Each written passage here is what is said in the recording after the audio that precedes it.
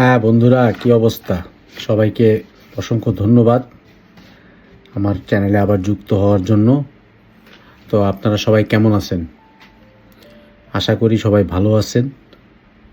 শুধু আশাই করতেছি আর কি। কিন্তু বাংলাদেশে তো যারা আপনারা থাকেন, দুঃখের কথা কি আর বলবো, আপনাদের তো আসলে ভালো থাকার সেই সুযোগ তো নাই। মানে প্রতিটা দিন এই যে আজকে নিউজ পেপার প্রথম আলোর পড়তে যায় মনটা খারাপ হয়ে গেল। এরা নিউজগুলোও করে, মানে কি এক অবস্থা দেখেন। প্রতিবেদনে নিউজ করছে যে জুলাইয়ে নারী নির্যাতনের ঘটনা কমলেও ধর্ষণ ও আত্মহত্যা বেড়েছে। মানে জুলাইয়ে নারী নির্যাতনের ঘটনা কমছে, এইটা খুব কি, এটা কি স্বস্তিদায়ক কোনো ঘটনা? এটা কি খুব আনন্দ পাওয়ার কোনো ব্যাপার? বাংলাদেশে আপনি আজকে নামে বেনামে, জানা অজানা হাজারো হাজারো নারীরা ধর্ষণের শিকার হইতেছে, অত্যাচারের শিকার হইতেছে, খুনের শিকার হইতেছে, নানা রকম বাজে অবস্থার ভিতরে তারা আছে। আমরা এগুলো কল্পনাও করতে পারবো না। কারণ বাংলাদেশ এত জনবহুল দেশ, কোটি কোটি মানুষ, এখানে ওই প্রতিদিনকার এই ঘটনাগুলো এতই মানে মানুষের কাছে স্বাভাবিক সয়ে যাওয়ার মতন হয়ে গেছে যে মানুষ এগুলো নিয়ে এখন কথা বলেই না। কিন্তু তাতে কি আমি অন্ধ হইলে কি প্রলয় কি বন্ধ থাকবে বলেন? প্রলয় তো ঘটে যাচ্ছে বন্যার পানির মতো। এই যে দেখেন, এই যে ভিডিওগুলো দেখেন যে এই ভিডিওগুলোতে যে কী পরিমাণ মানুষ দেখেন, প্রতিদিন নারীরা কীভাবে তারা ধর্ষণের শিকার হচ্ছে। ধর্ষণ ও ভ্রূণ নষ্টের অভিযোগে যুব জামাত নেতার বিরুদ্ধে মামলা। ধর্ষণ থেকে হত্যা সব ক্ষেত্রেই বেড়েছে নারী নির্যাতন, মহিলা পরিষদ বলতেছে। শরীয়তপুরে বিএনপির বাড়িতে চুরি আছে, যাও ওটা কিছু না। চাকরির নামে কম্বোডিয়ায় নারী পাচার ও নির্যাতন, এই চক্রের হোতারে গ্রেপ্তার করছে। দেখেন অবস্থা। বিয়ের আশ্বাসে শারীরিক সম্পর্কের অভিযোগে চট্টগ্রামে কলেজ ছাত্রীর মামলা, এনসিপি নেতা গ্রেপ্তার। দেখেন অবস্থা। নারী ও শিশু সহায়তা প্রকল্পে নতুন কোনো প্রকল্পে 15টা, পুরোনোটাই খেটে যাচ্ছেন, বেতন পাচ্ছেন না। যাও ওটা ভিন্ন, নারী সংক্রান্ত, ওটা বৈষম্য, ওটা নিয়ে আমরা কথা বলবো। আবারও কন্যা সন্তান হওয়ার ক্লিনিকে স্ত্রী সন্তানকে ফেলে রেখে চলে যান বাবা। এইটা একটা কোনো মানবিক কাজ হইতে পারে? দেখেন, গোপালগঞ্জে সন্তানদের সামনে স্ত্রীর হাত পা বেঁধে ও চুল কেটে নির্যাতনের অভিযোগ, স্বামী আটক। কি ধরনের বর্বর, কি ধরনের মানে পিচাস এরা, এদেরকে ঘৃণা জানায়, এদেরকে থুতু দেয় এদের মুখে। রাজশাহীতে ধর্ষণ মামলায় গির্জার ফাদার বেকসুর খালাস, বাদীপক্ষের অসন্তোষ। দেখেন অবস্থা। ধর্মীয় গুরুরা তারা এই অবস্থায়। আচ্ছা, বাই দ্য ওয়ে, আমি ভুলে গেছিলাম কথাটা বলতে। আজকের যে ভিডিওটা, এই ভিডিওটা শুধুমাত্র যারা 18 বছরের উপরে তাদের জন্য ডেডিকেট করা। যদি কেউ 18 বছরের নিচে কেউ থেকে থাকেন, আপনারা দয়া করে এখান থেকে চলে যান। এই ভিডিওটা আপনারা দেখবেন না, কারণ এই ভিডিওটা আপনাদের জন্য না। তাদেরকে আমরা শিশু মাইনর হিসেবে কাউন্ট করি, তাই এটা হচ্ছে সম্পূর্ণ অ্যাডাল্টদের জন্য তৈরি করা একটা ভিডিও। যাও, ধন্যবাদ। ভিডিওতে ফেরত যাই। দেবিদারে মাদ্রাসা ছাত্রীকে তুলে নিয়ে ধর্ষণের অভিযোগ, দুজনের নামে মামলা। ভোলায় গৃহবধূ ও বৃদ্ধাকে জুতা মালা পরিয়ে নির্যাতন, গ্রেপ্তার 4। মানে একটা ভালো সংবাদ তো নাই, জঘন্য থেকে জঘন্যতর সব সংবাদ আসতেছে। দেখেন, জুনে রাজনৈতিক সহিংসতায় নিহত চুরি আছে, যাই হোক সেটা ভিন্ন। নবাবগঞ্জে চুরির অভিযোগে কাটা হলো 2 নারীর চুল, বাড়ির মালিক ও তার স্ত্রী গ্রেপ্তার। দেখেন, মানে এটা অভিযোগ তুইলা সেখানে মানে প্রতিটা মুহূর্তে লামায় নারী পর্যটকের শ্লীলতাহানি ও ভিডিও ধারণ, অবকাশ কেন্দ্রের ব্যবস্থাপক গ্রেপ্তার। মানে আর কোন পৃথিবীতে আমরা বসবাস করতেছি? এই হচ্ছে, যাই হোক এরকম আরও বহুত আছে, বললে এগুলো শেষ হবে না। তো এই আজকে মনে করেন যে এই প্রথম আলোর পত্রিকা পড়তে যায়, আমি এই জিনিসগুলো দেখে আমার মনে হলো যে না, এটা নিয়ে অবশ্যই একটা ভিডিও করা দরকার, এবং এটা একটা প্রতিবাদ আমাকে জানাইতেই হবে। কারণ এইটা যে মানে যে অবস্থায় নিচে বাংলাদেশের নারী নির্যাতন ও ধ্বংস ও আত্মহত্যা নিয়ে যে ধরনের মানে রিপোর্ট প্রতি মুহূর্ত বাংলাদেশের সামনে, আমাদের সামনে আসতেছে পত্রিকা বা অন্যান্য সোর্সের মাধ্যমে, এটা খুবই ভয়ানক একটা ব্যাপার। হ্যাঁ, বাংলাদেশের নারীদের বিরুদ্ধে মানে সহিংসতা তো বহু বছর ধরে চলতেছে, এটা তো, এবং এর পিছনে গুরুত্বপূর্ণ যে সমস্ত মানবাধিকার সংস্থা, জনস্বাস্থ্য সংস্থা এর বা সরকার, তারা প্রত্যেকেই এটারে আইডেন্টিফাই করতেছে যে এটা একটা সামাজিক সমস্যা, খুবই গুরুতর সমস্যা, এটা পারিবারিক সহিংসতা, ধর্ষণ, যৌন হয়রানি, বাল্যবিবাহ, অ্যাসিড সন্ত্রাস, কতগুলো বলবো বলেন, এর তো কোনো শেষ নাই। হ্যাঁ, এই যে তারপরে ওই যে যৌতুকের যে বলি কত মেয়েরা হচ্ছে প্রতিনিয়ত, অসংখ্য হাজারো হাজার, এইসব নির্যাতন ফলে কি হয়, এটা আলটিমেটলি কোথায় যায়, একজন নারীর কোথায় ঠেলে দেয় বলেন তো? আত্মহত্যা। বাংলাদেশের বেশিরভাগ নারীরাই আত্মহত্যা করে এই সামাজিক সমস্যাগুলোর কারণে। এখন আইনের কাঠামো আপনি কথা বলবেন, আইন তো আছে, আইনের জায়গায় আছে, শক্তিশালী আইন আছে, হ্যাঁ, বিচার ব্যবস্থা আছে, কিন্তু এর কোনো প্রয়োগ নাই। আর যেটুক প্রয়োগ আছে তা এতই সময় সাপেক্ষ এবং এত লেন্দি এবং দীর্ঘমেয়াদী যে এর কোনো সামাজিক কোনো উপকার আসলে ওই ভুক্তভোগী বা তার পরিবার, তার আশপাশের মানুষ কেউ এটা পায় না। হ্যাঁ, উল্টা আরও কী হয়, এটা একটা সামাজিক কলঙ্কের মতন তৈরি হয়। এই অভিযোগে, পাল্টা অভিযোগের ভিতর দিয়ে একটা শত্রুতা তৈরি হয়। তারপরে এমন এমন সিচুয়েশন তৈরি হয় যে যা এতই জটিল যে পরে দেখা যায় যে খুনাখুনি হয়ে গেছে এক পর্যায়ে। হ্যাঁ, তো এই হচ্ছে বাংলাদেশের মানে সামগ্রিক নারী নির্যাতনের চিত্র, আমি যেটা বললাম। এখন যদি আমি ডাটা কিছু বের করছি, সেই ডাটায় দেখলাম যে বাংলাদেশের পরিসংখ্যান ব্যুরো যেটা আছে, তারপরে ইউএনএফপিএ যেটা আছে ইউনাইটেড নেশনের আন্ডারে, এটা 2024 সালের একটা জাতীয় জরিপ তারা দেখাইছে। সেখানে তারা বলছে যে 2024 সাল নাগাদ বাংলাদেশে 76% নারী জীবনে কোনো না কোনো সময়, যে কোনো মুহূর্তেই তারা ধর্ষণের শিকার হয়েছে। আপনি চিন্তা করতে পারেন, 76%, মানে প্রতি 4টা নারীর মধ্যে 3টা নারী এই অভিজ্ঞতার ভিতর দিয়ে গেছে। এখন সেই ধরনগুলো কি হইতে পারে? শারীরিক নির্যাতন খুবই কমন, যৌন সহিংসতা এটা তো খুবই কমন, ওই যে ধর্ষণ মানে আমরা যেগুলো বললাম, বা ধর্ষণের অ্যাটেম্প করা বা ধর্ষণ করা, মানসিক নির্যাতন আছে, অর্থনৈতিক নির্যাতন আছে, মানে এই যে দেনমোহর, তারপরে যৌতুক, এই সমস্ত সামাজিক সমস্যা, তারপরে নিয়ন্ত্রণমূলক যে আচরণগুলা, মনে করেন যে ওই যে ধর্মীয় রীতি রেওয়াজ, তারপরে কৃষ্টি কালচার, শারীরিক পারিবারিক কাস্টমস, এগুলো যারা মেনটেন করবে না তাদের এক ধরনের নির্যাতনের ব্যাপার। এই সব মিলে মানে বড় ধরনের একটা সামগ্রিকভাবে চিন্তা করলে এটা একটা বিশাল সংখ্যা। তারপরে এই যে ধর্ষণের পরিস্থিতির কথা তো মানে মনে করেন যে বলাই বাহুল্য বাংলাদেশে। হ্যাঁ, বাংলাদেশের যে মানবাধিকার সংস্থাগুলো আছে, যেমন যে আইন ও সালিশ কেন্দ্র, হ্যাঁ, তারা সংবাদ মাধ্যমে যেটা পরিসংখ্যান প্রকাশ করছে সেটাতে তারা দেখাইছে 2025 সালের একটা ডাটা।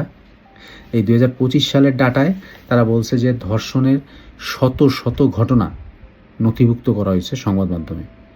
আচ্ছা, সংবাদ মাধ্যমে তার মানে ওটা পুলিশের কাছেও আছে রেকর্ড। হ্যাঁ, তাহলে এর শত শত তো রেকর্ডেড, আনরেকর্ডেড তার তো হিসাব নেই, এগুলো তো হাজার হাজার। হ্যাঁ, প্রতি মাসেই নতুন ধর্ষণ যে ঘটনা এবং শিশু নির্যাতনের ঘটনা, মানে এটা একটা নিয়মিত ব্যাপার হয়ে গেছে ভাই। এটা এখন মানে পান্তা ভাতে মনে করেন একটা দুর্লভ হয়ে গেছে।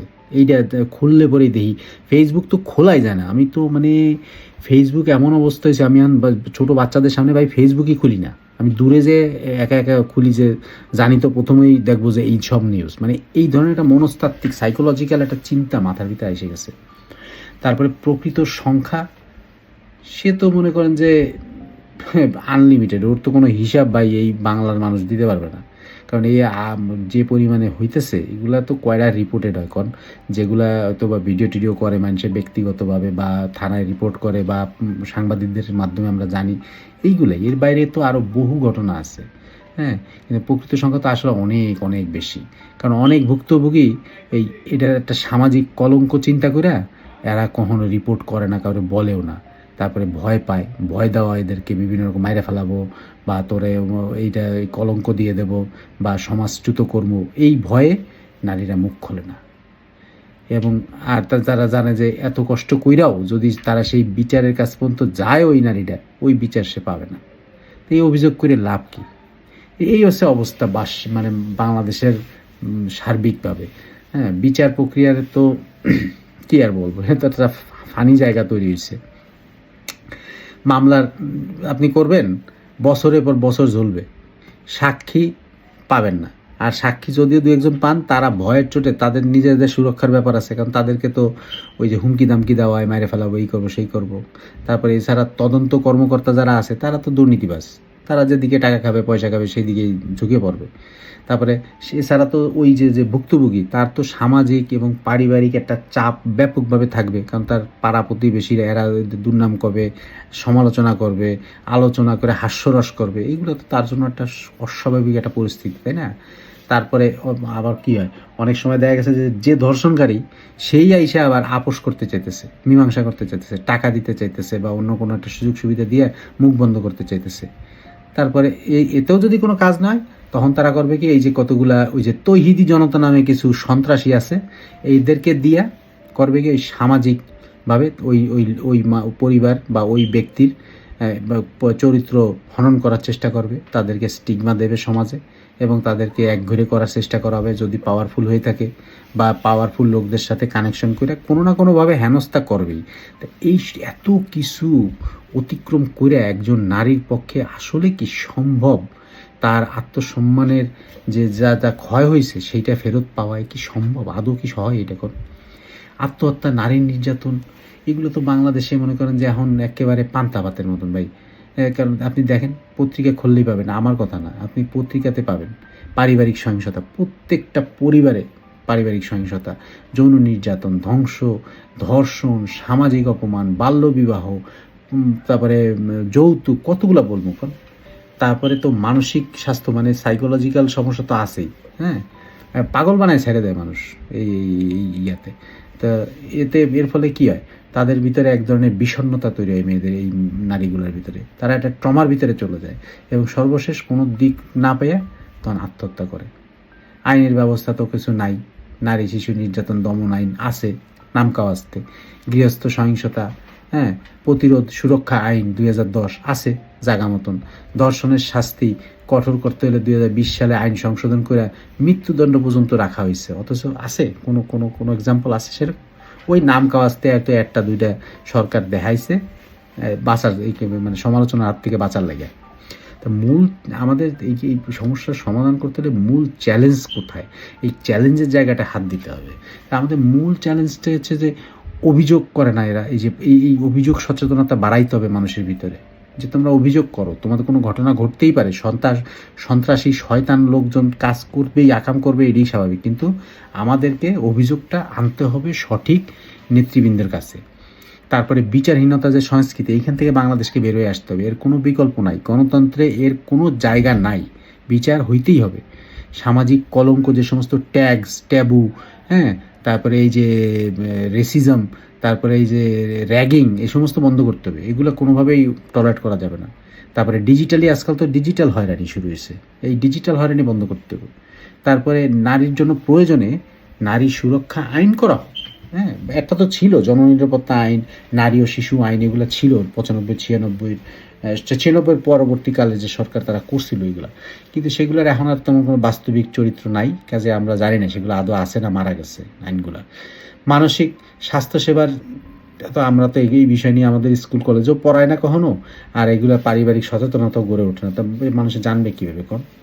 তো এই বিষয়গুলা মাথায় যদি রাখি আমরা, হ্যাঁ, আমাদের উচিত এইটা ভাই, আমি আপনাদের, যারা আপনারা একটু সভ্য মানুষ নিজেদেরকে মনে করেন, যারা আপনারা মনে করেন সমাজের ভালো কিছু আপনারা চিন্তা করেন বা চান কিছু করতে, বা আপনাদের ভিতরে হয়তো বা এই স্পৃহাটা আছে যে আমরা কিছু একটা কন্ট্রিবিউশন করতে চাই, কিন্তু কই থেকে শুরু করব জানি না, আপনাদেরকে আমি বলবো ভাই, কোথার থেকে শুরু করবেন এটা চিন্তা করেন না। আপনি এই যে যখনই এইগুলো দেখবেন, আপনি আপনার জায়গা থেকে প্রতিবাদ করেন, এবং এইগুলোর জন্য আপনি মানুষকে সচেতন করেন। এইগুলোতে আস্তে আস্তে হয়তো বা আমরা একটা সময়, যারা অন্তত একটু ভালো চিন্তা ভাবনা করতেছি, আমরা যারা বাংলাদেশকে নেশন বিল্ডিংয়ের কাজে, আমাদের জেনারেশনের কাজে লাগানোর চিন্তা করতেছে, আমাদের দ্বারা অনুপ্রাণিত হয়ে হয়তো কিছু মানুষ আসতেও পারে। এটা একটা সুপারিশ আমার থাকবে। আর সার্বিকভাবে আমি অন্যান্য যে সুপারিশগুলো করতে পারি, যে দ্রুত নিরপেক্ষ এবং তদন্ত আইন শেষ করতে হবে, হ্যাঁ, বিশেষ ট্রাইব্যুনাল তৈরি করা যাইতে পারে, ভুক্তভোগীর, তারপরে যারা সাক্ষী হবে এই তাদের সুরক্ষা, তাদের পারিবারিক সামাজিক সুরক্ষা এটা সরকারের প্রয়োগ দিতে হবে। তাদের মানসিক স্বাস্থ্য এবং তাদের শারীরিক স্বাস্থ্যর জন্য স্পেশাল একটা স্বাস্থ্য সেবা থাকতে হবে হসপিটাল, সরকারি হাসপাতালগুলোতে। বিশ্ববিদ্যালয়, আমি এই বিশ্ববিদ্যালয় কেন বলবো, প্রাথমিক বিদ্যালয় থেকেই একদম টপ বিশ্ববিদ্যালয় পর্যন্ত এই যৌন সহিংসতা এইগুলা সম্পর্কিত জ্ঞান পাঠ্যপুস্তকে অ্যাড করতে হবে এবং পড়াইতে হবে একাডেমিক্যালি, যাতে মানুষে সচেতন হয়, মানুষ বুঝে এবং সামাজিক সচেতনতা তৈরি হয়। হ্যাঁ, প্রয়োজনে কঠোর আইন করতে হবে, কঠোর থেকে কঠোরতা, এবং সেটা প্রয়োগ করতে হবে এবং পাবলিক করতে হবে, মানুষ যাতে দেখতে পায়। তারপরে এছাড়া আপনার সরকারি ন্যাশনাল যে ডাটাবেজ আছে সেইখানে প্রত্যেকটা এই ইনসিডেন্টের রেকর্ড থাকতে হবে। এতে করে কী হবে, প্রতি বছর সরকার যখন এবং এটা প্রকাশ করবে, হ্যাঁ, তাতে কী হবে, সরকারের একটা দায়বদ্ধতা সৃষ্টি হবে। তো আমি মনে করি যে বাংলাদেশের নারী নির্যাতন ও ধর্ষণ ও নির্যাতন সংশ্লিষ্ট আত্মহত্যা এখনও একটি গুরুত্বপূর্ণ সামাজিক ও মানবাধিকার সংকট। এটা কোনো বিকল্প নাই।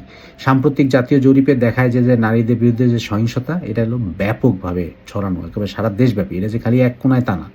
সো আইনগত কাঠামো থাকলে এর কোনো আসলে বাস্তবতা নাই, দ্রুত বিচার পাওয়ার কোনো সুযোগ নেই, ভুক্তভোগীর সহায়তার জন্য কেউ আগে আসে না, কোনো সামাজিক সংগঠনের দায়িত্ব নিতে চায় না, কোনো ধরনের এনজিও বা কোনো ধরনের সরকারি প্রণোদনা এর ভিতরে পড়ে না, কোনো ধরনের পরিবর্তনই না হয় না। তাহলে কীভাবে এই সমস্যার সমাধান হবে? কাজে এই সমস্যার আসলে আশু কোনো সমাধান নাই। আর সর্বশেষে একটা কথা তো বলতে ভুলেই গেছিলাম, সেটা হলো যে আমাদের বাংলাদেশের সমাজে যে ধর্মীয় যে গোঁড়ামির একটা প্রভাব আছে, এর ফলে কিন্তু বহু অংশে এই নারী নির্যাতন এফেক্টেড হইতেছে। এটা সত্যি কথা ভাই। কাজেই আমি সবাইরে বলবো যে ভাই, বাংলাদেশে আমরা যারা সাংস্কৃতিক চর্চা করি, আমরা যারা একটু ধর্মভীরু টাইপের মানুষ, আমরা যারা সামাজিকভাবে বসবাস করি, কোনো ধরনের অন্যায় অপরাধের ভিতরে আমরা যাইতে চাই না, ফাইন, আমরা সেখানে থাকবো স্ট্যান্ড, কিন্তু এই অন্যায় এর প্রতিবাদ আমাদেরকে ভাষা রাখতেই হবে। এটা কোনোভাবেই যেন আমরা এর থেকে সরে না যাই, না হলে বাংলাদেশ বাঁচবে না ভাই। আর বাংলাদেশ যদি সুস্থ না থাকে, আমরা সুস্থ থাকবো না।